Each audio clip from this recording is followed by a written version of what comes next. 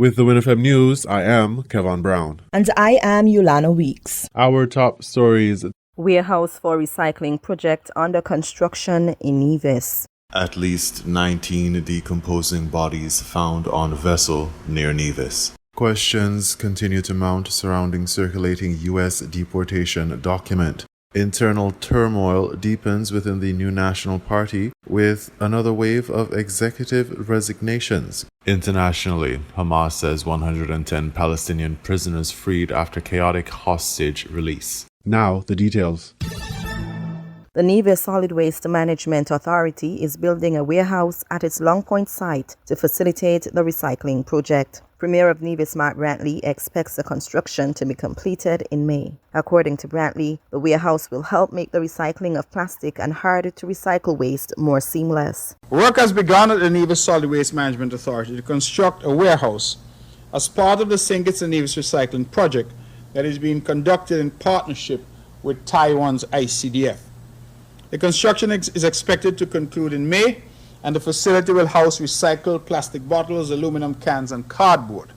A new baler and truck will also be bought as part of the second phase of this project. Nevis exported 2 40-foot containers of plastic waste off the island in 2024, the first initiative of its kind in the island's history. This is a project, members of the press, that we are very proud of here on the island of Nevis.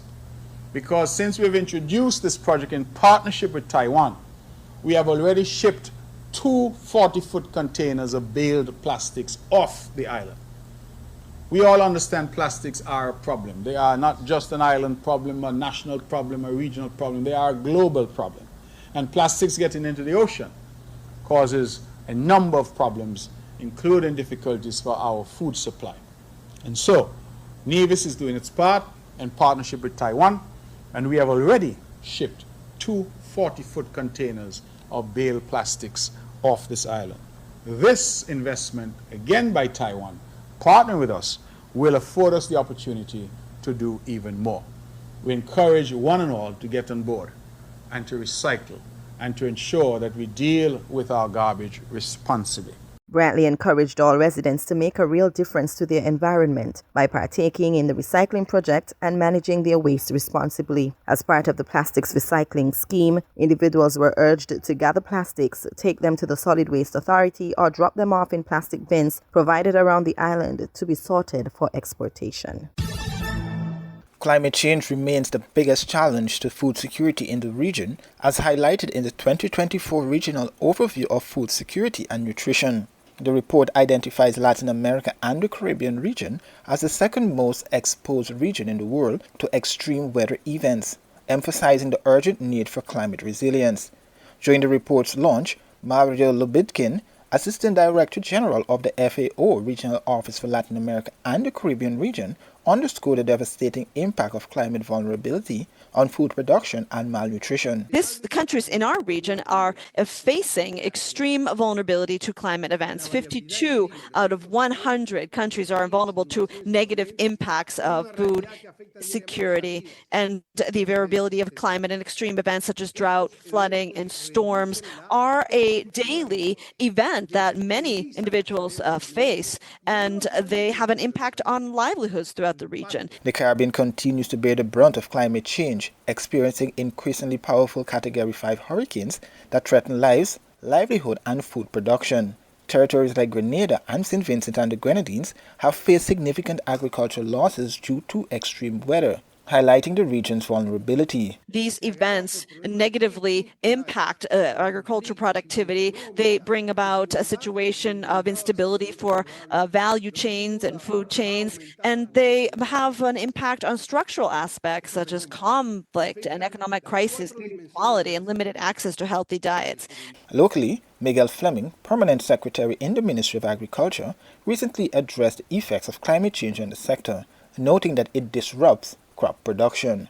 You spoke about climate change. Production in the outdoor is always a challenge, and we have since repaired a number of structures, greenhouse structures, and we are set to repair a number of additional structures So I think this is very important to look at the existing facilities that we have to bring them back into operation so that farmers can, duly reap their rewards. The fisheries sector has also been impacted by climate change, prompting fishers to adapt new fishing practices or to go further out to ply their trade. These challenges are not unique to the Caribbean region, but are felt across the globe. While extreme weather events directly impact food production, the crisis is worsened by structural issues. The Pan American Health Organization notes that food insecurity and malnutrition are also driven by conflicts, economic downturns, high levels of inequality, and a lack of access to affordable, healthy diets. A threat to food and nutritional security in the region. This is the context, and here we are launching 2024 Outlook, which really underscores the urgent need to become more resilient, have our food systems, agri-food systems more resilient in order to better face climate variability and extreme events. Now, the report also underscores a third area and refers to the importance of implementing a comprehensive response based on policies and decisive action to strengthen our agri-food systems capacity, to make them more resilient so that we can be a step ahead, prevent, absorb, adapt, and transform in a positive, effective fashion the food security, the agri-food systems in order to better absorb the risks. Between 2019 and 2023, countries affected by climate vulnerability and extreme weather saw a 1.5 percentage point increase in undernourishment. These figures underscore the urgent need for adaptation strategies to protect food security and improve resilience in vulnerable communities. Authorities are working to piece together the details of how a vessel carrying 19 badly decomposed bodies ended up drifting along the coast of Nevis. On Wednesday, the Coast Guard was alerted to a vessel floating near the island. Upon investigating, they discovered the decomposing bodies. Initially, officials reported 12 bodies, but by late Wednesday evening, that number was revised to 19.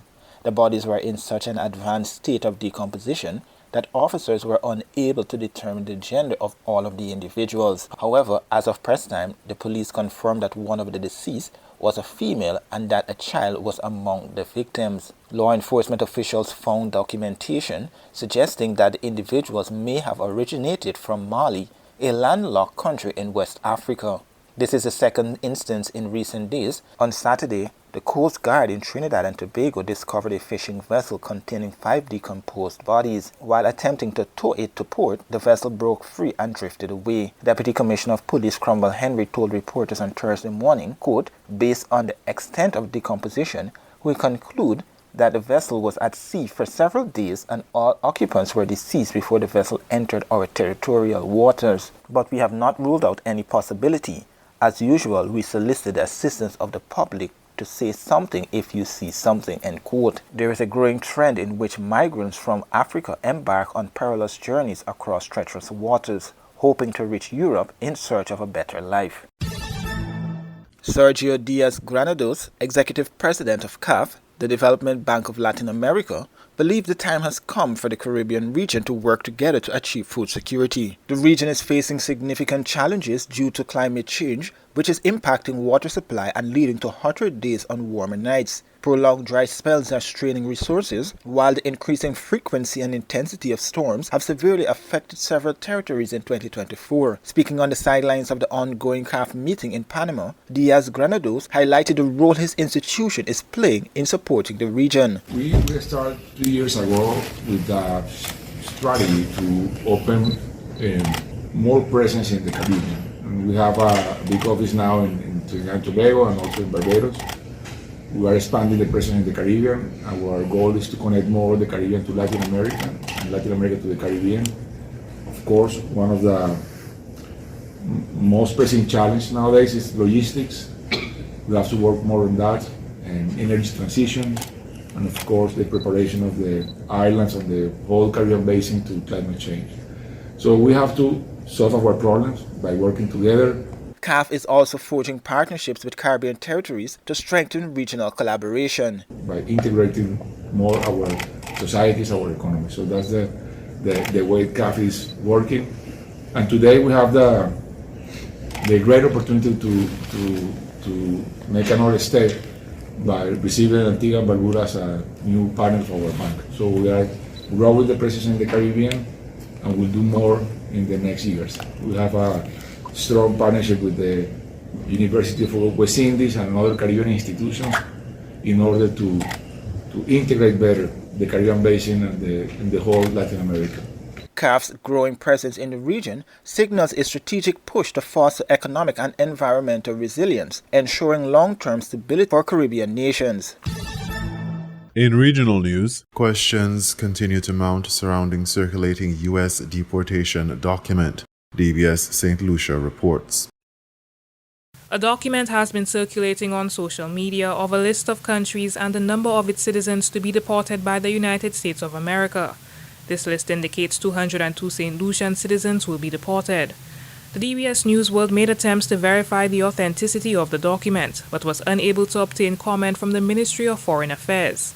However, the Consulate General of St. Lucia in New York did share with the DBS News World that though it was aware of the document circulating, the consulate had not received it from the State Department and therefore could not provide comment on it or its validity. The consulate did, however, indicate to the DBS News World that the CARICOM Consulate Corps will be having an emergency meeting on Thursday to discuss the U.S.'s new immigration policy. Since assuming office, President Donald Trump has lifted restrictions on ICE arrests in previously protected areas like schools, churches, and hospitals, allowing agents to apprehend undocumented immigrants in these locations. Additionally, the administration has expanded expedited deportations nationwide, enabling ICE to swiftly remove individuals without prior trials. Opposition leader Alan Shastney has urged leaders to listen to President Trump's inauguration speech closely, as there are statements made that will have serious implications for the region. Shastney says that Trump has done everything he said he would have done, as he has signed a record number of executive orders in the first hours of his presidency.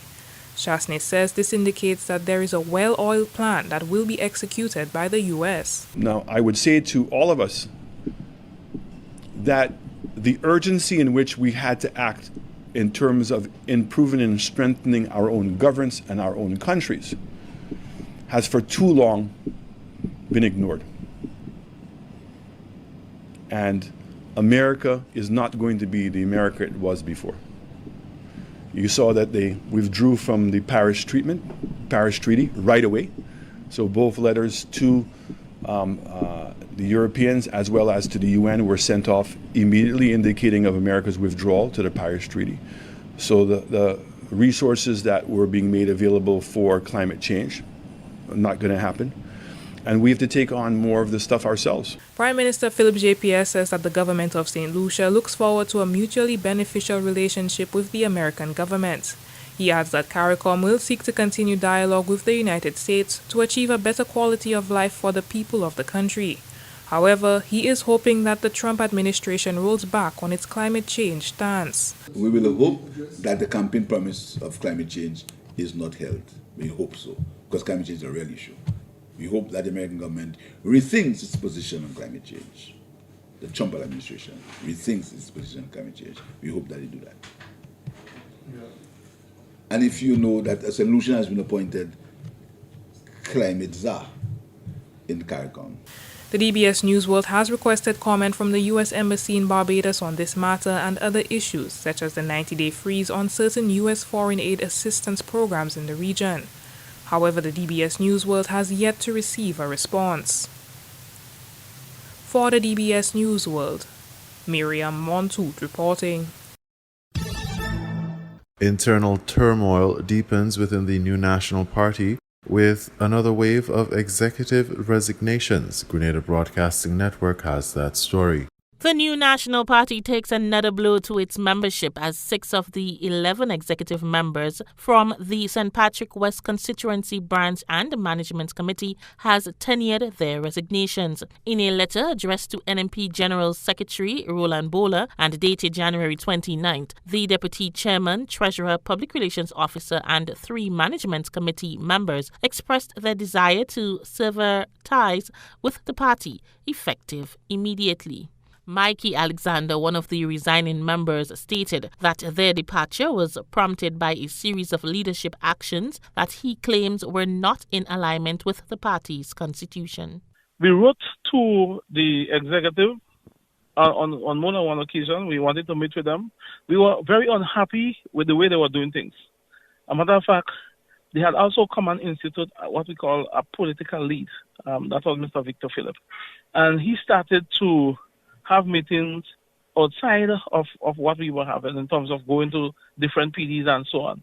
And we took a decision that should stop, We couldn't allow that to happen. For over the couple of years, I have been with the party over 29 years, and that was not the norm. And a number of us have decided, look, we're not going to go ahead and we're going to resign. Former Public Relations Officer Oliver Isaac also voiced concerns, stating that recent development within the party's leadership indicates a decline in its democratic values. The same organization that talk about democracy, the same constitution, the preamble of the constitution that speaks to democracy, and no practice of democracy, no respect for individuals, for supporters, people who have been around for a while and who have been doing the work, helping the party, trying to position the party, to be competitive and to win another election, and the way we were treated. So I decided that I was in the wrong place.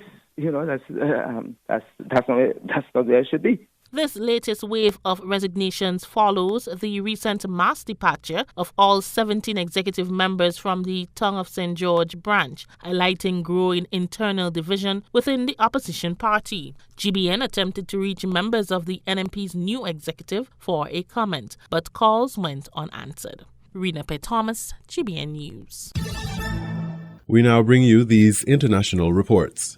Palestinian prisoners have been freed from an Israeli jail and now have arrived in Ramallah in the West Bank. Earlier, Israel delayed the release in the protest because of the chaotic handover of the hostages in Gaza. So let's go to Wirra Davis. He is there watching these events and huge crowds there. Wirra, just take us through what you've been seeing over the last, half an hour, 20 minutes or so. Yeah, chaotic but joyous scenes here in Ramallah. All day families have been waiting here to receive their loved ones. Many of them, of course, coming here to Ramallah. About half of those freed today from Israeli jails are expected here in Ramallah tonight. It's been delayed for several reasons, partly in the last hour because of the sheer number of people in Ramallah. Thousands of people have been following the buses, impeding their journeys slightly as they come here. But we've had some of the prisoners being carried aloft on people's shoulders in the last 5 or 10 minutes. I've just seen below me what is presumably a wife greeting her husband. We've spoken to several family members. Two girls I spoke to are two young women, aged 21 and 20, who've never seen their father because their mother was pregnant when he was arrested. And those are the kind of scenes that are being repeated across the West Bank tonight. And you can see behind me, they're about to come behind me, two more men being carried aloft in those grey prison uniforms. We don't know how long they've been in jail for, but many people have been in jail for 20 years. Some of the more serious offenders, those convicted of the very serious crimes, are not being allowed by the Israelis to return to the occupied Palestinian territories. They're being sent to exile in either Egypt or other neighbouring countries. But these are the former prisoners now who've been released as part of this deal and will be allowed to remain here in the occupied West Bank. Among some of the high-profile prisoners are some of those who led battalions, for example, Palestinian Islamic Jihad, the Al-Aqsa Martyrs Brigade in the West Bank, and they are among those who have been allowed by the Israelis to return to their hometowns and home cities. But this is a joyous occasion. It's been opposed by many on the far Israeli right who don't like the ceasefire. They don't agree with the ceasefire in Gaza because they believe that the Palestinian factions, in particular Hamas, have not yet been defeated. And the scenes that we have witnessed today in Gaza, but also here in the West Bank, will lie very, very difficultly, I think, with some on the Israeli right. Others see it as a necessary evil. If the hostages, of course, are to be freed and peace is eventually to return to Gaza. But there's no doubting the uplifting feeling, the joyous scenes among the families of those being released here in the West Bank.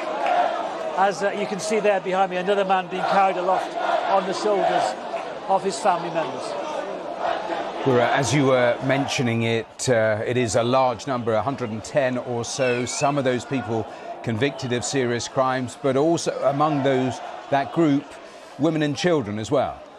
Yeah, that's quite right. Now, Israel has labelled all of the prisoners being released as terrorists, but there's no doubt that some of those who've been detained have been detained under what's called administrative detention.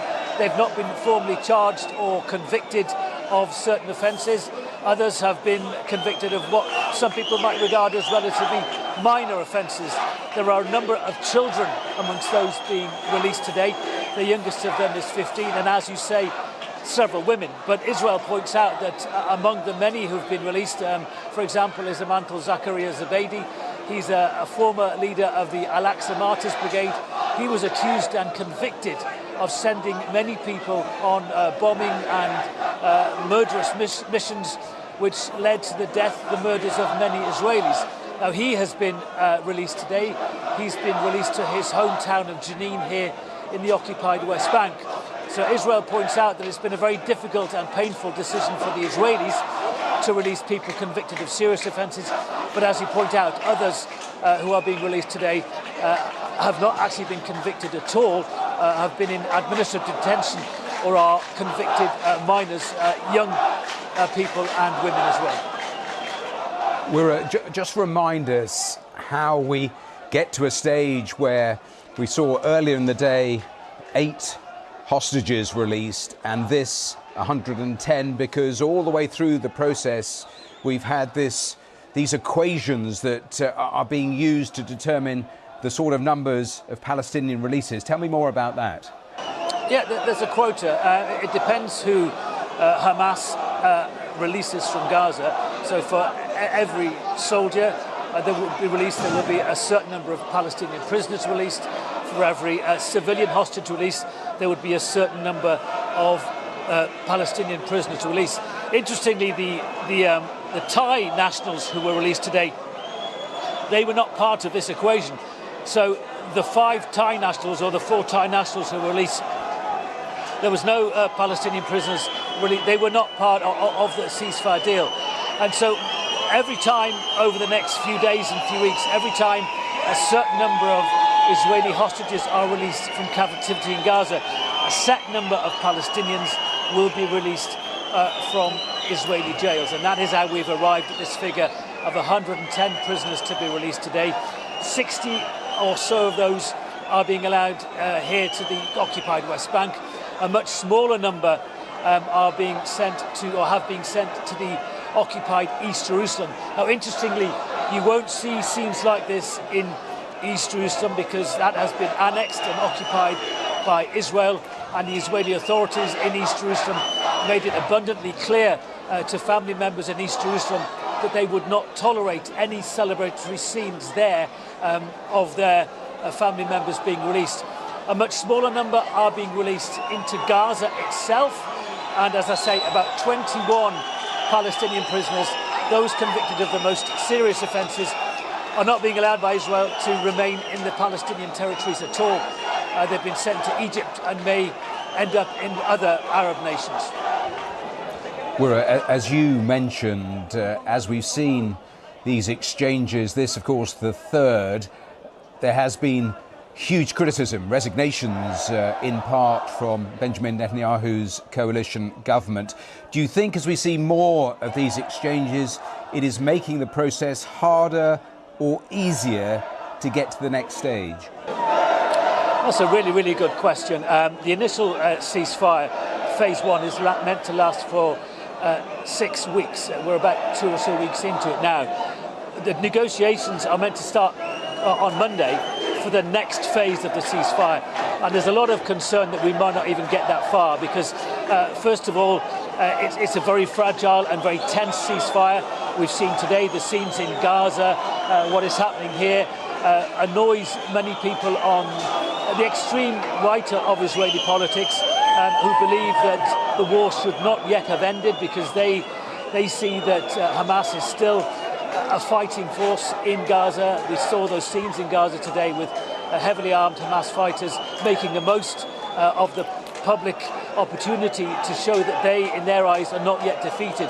And that will put pressure on the negotiators from the Israeli side, from the Palestinian side, and more importantly, the international negotiators from the United States, from Egypt and Qatar, to try and keep this momentum going, because there will be a lot of pressure, particularly from the far right of Mr. Netanyahu's government, for us not to go to the next stage of the ceasefire process. There are people like Ministers Smotrich, former Minister Ben-Gvir, and their supporters in government who don't want to see the second phase of the ceasefire. They want to stop these kind of scenes, they want to stop the Palestinian prisoner releases, and they want to continue the war against Hamas in Gaza, although of course that would mean that any remaining hostages in Gaza would remain in captivity as well. And we're at that second phase. We were told negotiations for that second phase would start in the first phase on day 16, and we're pretty close to that now, aren't we? That's Monday. Monday of next week. The negotiators are meant to sit around the table, discuss the release plan for the hostages who have not been released, the release of yet more Palestinian prisoners from Israeli jails. We're then meant to work towards a third phase. And what everybody looking in from the outside says is really needed, and that is some plan for what happens next. Because unless there is a plan for what happens next, a plan to rebuild Gaza, a humanitarian plan for those 2 million people remaining in Gaza, a plan for Israelis to return to their kibbutzes and their homes alongside the Gaza border, unless there is a plan for the future. Many of us who've covered numerous wars in and around Gaza and in the Palestinian territories in the last 20 years fear that we'll be in exactly the same place in the next 5 or 6 years. Whatever's happened to Hamas, whatever's happened to the other Palestinian factions, unless there's a long-term plan for the future of this region, we might be in the same place again in 5 or 6 years' time. The moments just before an Army helicopter collided with an American Airlines passenger plane. The skyline of Washington, D.C. The passenger plane finishing a 2-hour flight from Kansas, on board 60 people, including figure skaters returning from a competition. The helicopter. Both aircraft were moving closer together over the span of about a minute. The helicopter coming from the top, the plane arriving from the bottom. This is 8:47 local time, around 25 seconds before impact. We also have audio from air traffic control, which has been published online. As the two aircraft get closer, we can hear a conversation. This appears to be the air traffic controller. PAT stands for Priority Air Transport. The helicopter, CRJ, refers to the passenger plane. This response appears to be from the helicopter. But something goes wrong. The aircraft get closer to each other. The passenger plane is on a steady descent for landing. The aftermath. The plane and its 60 passengers have crashed into the freezing Potomac River. Military aircraft do often fly near civilian planes in Washington, D.C., but a collision like this has never happened before. Well, that was Nick Eardley. Let's go back to Graham Bowd. He's still with us, an aviation journalist. Graham, welcome back to the programme. Let's talk about communication systems and also the collision avoidance systems that passenger jets have on board. Tell me more about that. And does a passenger jet and a military helicopter use the same communication systems? Well, as far as communication systems go, they would certainly be on the same frequency because they were in the same airspace. This means that the controller that was talking to the passenger jet and the pilots of the helicopter were all on the same frequency, if you like. The controller could speak to either of them, and they should have been able to hear what each other was doing. But I think what you're talking about is the collision avoidance equipment that they have, there's a system called TCAS. It stands for Traffic Collision Avoidance System. And this is something that works independently of air traffic control. It works through transponders on both aircrafts. And basically, this equipment gives the exact position of each aircraft, and it can be interpreted by the equipment on the other plane. So what it would do effectively is if another aircraft was in the area and was posing a collision risk, the pilots of the plane would be alerted to this, and in certain circumstances they would be told exactly what to do. They would be given instructions to either climb or descend to get out of the way of the conflicting aircraft. However, I can't be sure whether the helicopter would have had this. It would certainly have been on the commercial jet, the American Eagle jet, but whether the military aircraft would have had it or not, I don't know. It probably would have done. But what I would add is that this equipment is not effective at very low level. I believe that any aircraft below 380 feet does not show up on TCAS. So that could be a factor here. And Graham, I mean, the safety record for aviation in the US is really good over the last 15, 16 years. In terms of obviously trying to work out how exactly this has happened, the two black boxes are obviously on the passenger plane. Do military helicopters also have black boxes like that are retrieved after an incident like this? Absolutely. This aircraft would certainly have had similar equipment, not exactly the same as the CRJ, but it would have had a flight data recorder and a black box, a cockpit voice recorder as well. From a French criminal investigation to a bullish Czech government, this is Crypto Weekly. Paris investigators this week announced a probe into money laundering, tax fraud and other charges at Binance. The world's largest cryptocurrency exchange has denied the allegations. The Public Prosecutor's Office stated the probe includes money laundering in connection with drug trafficking and involves offences committed in France and other EU countries spanning back several years. Truth Social parent company Trump Media and Technology Group said its board of directors has approved the launch of a financial services and fintech brand called Truth.fi. The company board wants to diversify its cash holdings of over $700 million. It wants to allocate the funds into options including exchange-traded funds, Bitcoin and other cryptocurrencies. Trump Media's move into finance follows Donald Trump's election as US president and the arrival of several pro-crypto lawmakers in Congress. A more cautious tone was struck by Federal Reserve Chairman Jerome Powell on Wednesday. He said the cryptocurrency sector would likely benefit from more rules to govern its conduct. Powell said the Fed is not against innovation, but that it would be constructive for Congress to create greater regulation around crypto. Seemingly less risk-averse was the Czech National Bank. It's to consider holding billions of dollars worth of Bitcoin in its reserves. That would represent the first shift into the cryptocurrency by a Western central bank, who traditionally park their reserves in more conservative assets. Losing some of its shine this week, Bitcoin fell below $100,000 on Monday, hitting its lowest level in 11 days. Analysts attribute the fall to a wave of risk-off sentiment. That's after the surging popularity of Chinese artificial intelligence model DeepSeek sparked a sell-off in Western AI-related stocks.